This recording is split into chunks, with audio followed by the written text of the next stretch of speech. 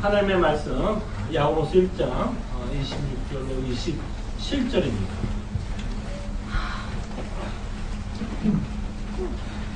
야고보서 1장 26절로 27절 하나님의 말씀이 이러합니다.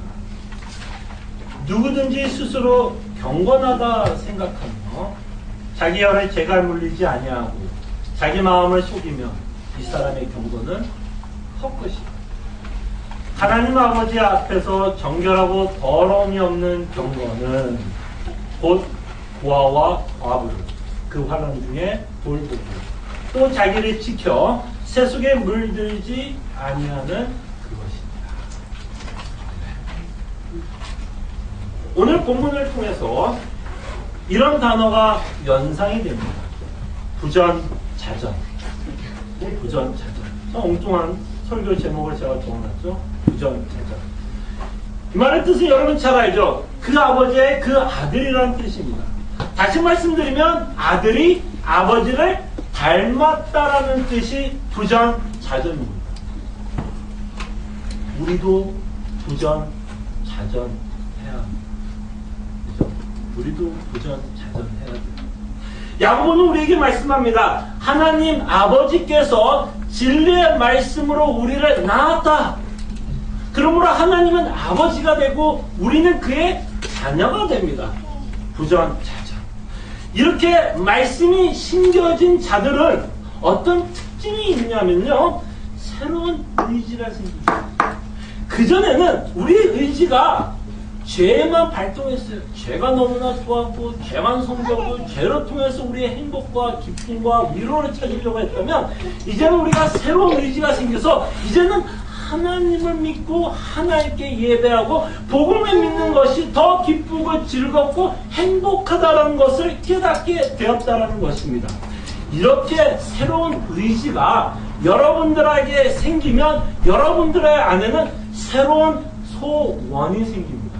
그전에는 세상이 귀했기 때문에 내 소원이 이 땅의 것을 어떻게든 정말 많이 갖추고 사는 게 내 소원이었더라면 이제는 새로운 의지로 말미암아 우리에게 새로운 소원이 생기는데 그 소원은 바로 아버지처럼 되는 것입니다. 아버지처럼 되는 것. 내 평생 소원은 아버지처럼 되는 것, 하나님 아버지처럼 되는 것이 우리의 새로운 소원이 됩니다. 우리의 새로운 소원이 이것이기 때문에 우리의 의지는 발동하게 됩니다. 예수님도 부전자전에 대해서 말씀하셨습니다.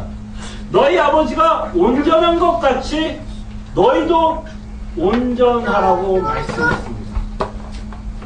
부전자전하라는 거죠. 하나님 아버지를 닮는 인생을 살아가라는 것입니다. 이것이 여러분과 저의 목표가 되었으면 좋겠습니다. 근데 이렇게 살 때 가장 행복하다라고 성경은 말하고 싶은 거예요. 자, 이렇게 부전자전하는 모습이 과연 우리의 삶 가운데서 어떤 모습으로 나타내야 되는지를 야고보서는 26절과 27절 그리고 야고보서 전체를 통해서 말씀하고 있는 내용입니다. 이렇게 부전자전하면서 살기를 원하는 자들에게 무엇을 말씀하고 있냐면 경건에 대해서 말씀합니다. 경건. 근데 우리가 보고 있는 이 내용을 보면 여러분과 제가 생각하는 경건이라는 단어가 좀 다르다라는 것을 보게 됩니다. 여러분은 경건하면 어떤 사람들이 생각이 납니까? 좀 종교생활 잘하는 사람들이 먼저 생각나지 않으세요? 뭐 예배 잘 오고 뭐 성경 많이 읽고 기도 열심히 하고 뭐 봉사 열심히 하는 어떤 종교 형식을 갖고 있는 사람에 대해서 우리는 경건하다라고 생각을 할 수 있을 것 같은데요. 야고보서는 그런 것보다는 굉장히 다른 것에 관심을 두고 경건이라고 말하고 있는 것을 보게 됩니다. 자, 제가 말했던 내용들이 중요하지 않다는 내용이 아닙니다. 그러나 야고보가 무엇을 경건이라고 말하고 있는지를 생각을 해보면서 과연 우리가 신앙생활을 잘하고 있는가? 정말 나는 경건한 자의 인생을 살아가고 있는가? 아니면 복음의 씨앗을 갖고 있는 하나님의 자녀로서 살고 있는가를 저희들이 다시 한번 이 본문을 통해서 좀 점검해보는 시간을 가졌으면 좋겠습니다. 자, 26절부터 보면 야고보가 이렇게 말합니다. 누구든지 스스로 경건하다 생각하며. 자, 야고보서가 말하는 토를 잠깐 들어보면 우리 자신을 한번 점검해 보라고 말씀하고 있는데요. 이런 토를 우리한테 말씀하는 것 같아요. 자, 누구든지 스스로 하나님의 말씀대로 살고 있다면, 정말 야고보서가 말하는 것처럼 지혜로운 자로 살고 있다면, 또는 제가 말씀드린 것처럼 부전자전의 삶을 살고 있다면, 한번 너희들의 삶을 한번 오늘 살펴보자라고 지금 야고보서는 우리에게 질문을 던집니다. 그렇게 정말 너희들이 생각하는 것처럼 정말 경건한 인생을 살고 있는지 성경에 빗대어서 한번 생각을 해보자라는 의미로 지금 야고보서는 마치 우리에게 질문을 하는 것 같아요. 근데 여기서 세 가지를 예를 드는데, 우리가 생각하는 뭐 예배를 잘 드린다, 기도를 열심히 한다, 봉사, 그런 내용이 아니에요. 지금 야고보서가 경건의 이야기를 하면서 우리에게 도전을 주고 있는 세 분야는 좀 의아스럽고 좀 엉뚱하다라는 생각이 들 것입니다. 세 가지 분야에 대해서 한번 점검해 보세요. 세 가지는 뭐에 대해서 말씀하냐면, 첫째는 혀에 관해서 말씀합니다. 여러분들이 혀에 관해서. 두 번째는 궁핍한 자들을 돌보는 것에 대해서 말씀합니다. 그 다음에 세 번째는 세상 속에서 살고 있지만 과연 우리가 거룩하게 살아가느냐. 교회 생활과는 별로 이야기가 없는 것을 보게 됩니다. 자, 이렇게 경건한 삶을 지금 야고보가 예를 들어서 저희들에게 말씀하고 있는 내용들을 이제 깊이 생각하면 결국에 이 세 가지의 모든 내용에 우리의 마음과 연결되고 있는 것을 보게 됩니다. 우리의 마음과 연관되어서 야고보가 말씀하고 있는 것을 보게 됩니다. 자, 야고보는 뭔가 우리에게 좀 시비를 거는 것 같은 느낌이 듭니다. 경건한 사람은 이런 사람이라고 말하지 않고, 뭔가 이렇게 하지 않는 자들은 스스로 속인다라는 표현으로 사용합니다. 뭔가 좀 부정적인 말을 하고 있죠. 좀 긍정적으로 경건한 사람이 이런 사람입니다라고 얘기하면 참 좋겠는데요. 야고보서는 긍정적인 말보다는 좀 부정적으로 표현합니다. 왜 이렇게 부정적으로 표현하고 있을까요? 왜 이렇게 부정적으로 표현하냐면, 우리도 알게 모르게 우리 스스로를 속이고 있기 때문입니다. 굉장히 경건하게 살고 있다라고는 좀 착각 가운데 우리가 살고 있는 모습들이 있기 때문에 야고보서는 좀 강하고 부정적으로 스스로 속이지 말라는 것입니다. 자, 그럴 때 속이지 말라고 말하고 있는 이 내용은 저희들이 믿지 않는 자라고 말하는 내용은 아닙니다. 너희들 믿는 자들이 아니다 라고 말하는 것이 아니라, 우리가 야고보서를 통해서 보는 것처럼 야고보서는 믿는 자들에게 쓰고 있죠. 왜? 하나님이 누구기 때문에. 아버지. 지금 하나님을 아버지로 섬기고 있는 자녀들에게 이 편지를 쓰고 있습니다. 그래서 야고보서는 지금 스스로 속이고 있다라고 말하는 이 내용을 통해서 야고보가 진짜 말하고 싶은 건 뭐냐면, 너희들이 이렇게 살면 안 된다라고 얘기하고 싶은 거예요. 이렇게 살면 안 되고, 너희들이 만약에 이렇게 살고 있다면 빨리 속히 회개하고 경건한 삶을 살라라고 야고보서는 말씀합니다. 자, 그럼 세 가지 내용에 대해서 좀 생각을 해볼게요. 좀 이 안이 덥죠? 조금 더우신 것 같은데요. 자, 집중해주셔서 좀 같이 본문을 좀 봤으면 좋겠습니다. 자, 첫 번째로 혀에 관해서 말씀해요. 혀. 여기서 지금 야고보서가 어떻게 혀에 대해서 뭐라고 말씀하냐면, 혀를 재갈 물리지 않는 자, 이런 자들은 마음을 속이는 자고 경건이 헛되다라고 말합니다. 그래서 혀에 대해서 말합니다. 혀에 뭐하라는 얘기예요? 재갈을 물리라는 말이죠. 여러분 재갈이 뭔지 알죠? 재갈. 뭐예요? 말에게 재갈을 물어서 이 재갈의 용도가 뭐예요? 이 재갈을 매어서 이 말을 뭐 하기 위한 거예요? 컨트롤하기 위해서 재갈을 물리는 거 아니야. 야생명처럼 막 뒤집박뒤 뛰는 그 말을 컨트롤하기 위해서 재갈을 물어서 그걸 타고 다닐 때 쓰는 겁니다. 자, 그럴 때 혀를 재갈을 물리라고 말하는 이 말은 뭘까요? 바로 혀를 길들이라는 말이에요. 혀를 컨트롤하라는 말이에요. 예. 자, 그럴 때 혀를 길들인다, 혀를 컨트롤한다라는 이 말은 사실은 무엇을 길들이고 무엇을 컨트롤하라는 걸까요? 여러분들과 저의 마음을 컨트롤하라는 거예요. 여러분과 저의 마음을 길들이라는 겁니다. 왜냐하면 우리의 마음이 야생마 같아요. 야생마 같이 막 개성이 있어서 막 그냥 요동칠 때가 굉장히 많습니다.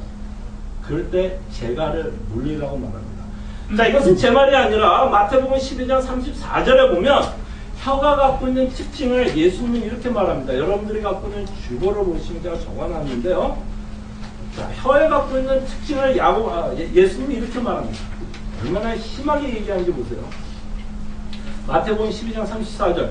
독사의 자식들아, 너희는 악하니 어떻게 선한 말을 할 수 있느냐? 너의 마음이 악하기 때문에 너희들은 어떤 말을 밖에 못한다는 거야. 악한 말밖에 못한다. 너의 마음이 악하고서는 절대로 너의 입에서 선한 말이 나올 수 없다라는 얘기입니다. 결국 혀는 여러분과 제 마음을 대변한다라는 얘기입니다. 계속해서 어떻게 선한 말을 할 수 있느냐? 이는 마음에 가득한 것을 입으로 말한다. 여러분 안에 가득하게 있는 게 나와요. 언제나. 여러분들이 언제나 관심 있는 이야기를 할 수밖에 없어요. 여러분과 저는. 여러분 마음속에 있는 이야기를 할 수밖에 없습니다. 여러분 안에 있는 감정이 있다면 그 감정을 말할 수밖에 없어요. 그래서 이런 말을 하죠. 표정을 숨길 수 없다. 그 표정을 숨길 수 없는 게 대화로도 나타난다는 거예요. 여러분의 마음이 혀로, 말로, 대화로 나타납니다. 그래서 우리가 대화의 내용을 한번 생각을 해보면, 우리가 우리 재성과 연결해서 한번 생각을 해보면, 우리가 대화하는 내용 중에 우리가 잘하는 것 중에 하나가 수근수근거리는 겁니다. 영어는 gossip, 헌담하는 거. 우리 굉장히 잘해요. 예. 안 배웠는데도 굉장히 잘합니다. 자, 궁금해 한번 생각을 해봤어요. 헌담을 하는데, 제가 교회 생활을 하면서요, 이제 목회를 하면서 많은 이제 교인들 만나서 이런저런 얘기를 하면서 수근수근거리는 내용들을 한번 정리해봤습니다. 대충 성도들이나 뭐 이 수근수근거릴 때 과연 어떤 내용을 가지고 수근수근거리나 한번 정리를 해봤더니 대충 두 가지 캐러고리에 거의 다 이렇게 걸리는 것 같아요. 자, 첫 번째 수근수근거리는 진짜 이유에 대해서 좀 생각해보면 정말 수근수근거리는 이유는 그 사람이 싫은 거예요. 결론은 그거야. 그 사람이 싫은 거예요. 그 사람이 싫으니, 마음이 그 사람이 싫으니 당연히 입이 뭐라고 얘기할 수밖에 없어요. 어떻게 하든 그 사람이 싫다라는 얘기를 하는 거죠. 그 싫다라는 말이 그 사람의 뭐 약점들, 뭐 그런 것을 잡아서 당연히 헌담하게 됩니다. 그 사람이 싫으니 헌담으로 나올 수밖에 없다는 거죠. 근데 더 무서운 건요, 여러분과 제가 헌담을 하는 이유를 좀 생각해봤어요. 우리가 왜 헌담을 할까? 여러분, 뭐 누구 성도들에 대해서 누구에 대해서 헌담을 할 때 그냥 팩트만 얘기하려고 얘기하는 게 아니에요. 이 사람은 이래, 이래서 저 사람 나 싫어. 이런 팩트만은 여러분에게 말하고 싶은 게 아닙니다. 여러분들이 진짜 헌담하는 이유가 뭔지 아세요? 내 말에 제발 동의해달라는 거예요. 나도 저 사람 싫은데 너도 나와 함께 그 사람 좀 같이 싫어하자는 얘기입니다.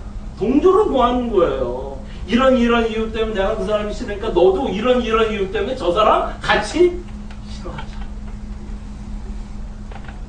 우리의 마음이 드러나고 있는 것을 보게 됩니다. 교회 안에서 이제 싸움이 있고 분쟁이 휩싸이게 되면 이런 모습들을 보게 됩니다. 내가 맞다라는 것을 증명하기 위해서 내가 옳다, 내가 의롭다, 내가 이렇게 한 행동에 대한 정당화 합리화하기 위해서 우리는 뭘 잘하냐면요, 이 정치판에서도 많이 보게 되고 선거할 때 굉장히 많이 보게 되는데 그 사람을 뭐 하게 되면 흠집을 내게 돼요. 흠집을 내게 돼요. 뭐 여러 가지로 내가 옳다라는 것을 증명할 수 있는 여러 가지 방법이 있지만 그 중 하나가 흠집을 내는 거예요. 흠집. 그 사람은 흠집을 내므로써 상대적으로 내가 뭐 하고 싶은 거예요? 올라가고 싶은 거예요. 내가 거룩한, 나는 옳다. 저 사람은 잘못했는데 나는 옳다라는 것을 말하고 싶은 저희들의 모습을 보게 됩니다. 결국 나를 좀 자랑하고 싶고 나를 올리기 위해서 우리는 대화의 내용이나 우리의 말을 가지고 그렇게 우리의 모습을 대변할 때가 많습니다. 우리의 마음뿐만 아니라 우리가 갖고 있는 생각도 우리 혀로 나타나지만 우리의 감정도 혀로 나타납니다. 그죠? 우리 감정도 혀로 나타나요. 화가 났을 때 어떤 상대에 대해서 화가 나면 그 사람하고 이야기할 때 많은 단어들을 사용해서 내가 하고 싶은 말을 표현할 수 있는데 화가 난 상태로 대화를 하면 이상하게 과격한 단어 또는 굉장히 자극적인 단어가 오고 갑니다. 그렇지 않으세요? 예. 좋은 말이, 감정이 화가 났을 때 좋은 말이 오고 가지는 않아요. 예. 그래서 화가 난 상태는 절대로 선한 것이 나올 수 없어요. 그리고 가끔 이런 자들을 이제 제가 보는데요. 나는 할 말을 다 해야 돼. 이런 부류의 사람들을 좀 저희들이 만나게 됩니다. 자기가 하고 싶은 말 한다, 뭐 직선적이다, 뭐 돌직구다, 뭐 이렇게 하고 싶은 말을 다 하는데, 이거에 대해서 좀 우리가 좀 생각해 볼 필요가 있는 것 같아요. 자신은 하고 싶은 말에 있어서 참 풀어낼지는 모르겠어요. 자기의 감정, 자기가 하고 싶은 말 다 해서 참 풀어내고 시원할 수는 있지만, 그 말을 뱉는 순간, 보통 내가 할 말은 다 해야 될 때는 보통 어떤 상황인가요? 좋은 상황이 아니죠. 보통 안 좋은 상황에서 그 상황을 좀 수습하기 위해서 쓰는 말들이, 일단 나는 하고 싶은 말 하고 봐야 돼라는 때 씁니다. 그럼 보통 그때 쓰는 단어들, 그때 나오는 언어들, 그때 우리의 태도들은 결국 좋을 수가 없을 거예요. 본인은 정말 하고 싶은 말을 해서 참 좋을지 모르지만 그 말로 해서 더 많은 오해, 더 많은 상처를 받고 있는 것을 보게 됩니다. 그래서 할 말을 다 하는 자는 사실은요, 어떤 자냐면요, 굉장히 이기적인 사람입니다. 전혀 남에 대한 배려가 없는 거죠. 나는 내가 하고 싶은 말이 있어서 하지만 그 하고 있는 그 말 때문에 다른 사람들이 그걸로 인해서 상처를 받고 힘들어할 거는 생각을 전혀 못하고 있다면 결국 뭐예요? 내 중심적이라는 거죠. 굉장히 이기적인 마음을 품고 있다는 것을 보게 됩니다. 자, 그럴 때 내가 어떤 문제를 해결하기 위한다면, 내가 어떤 문제에 교회 안에서 뭐 분쟁이든 뭐 가족 안에서 어떤 문제든 내가 이 문제를 해결하고 싶은 마음으로 대화를 한다면 결단코 여러분과 제가 하고 싶은 말을 다 해서는 결단코 해결되지 않습니다. 아까 말한 것처럼 하고 싶은 말 다 하면 결국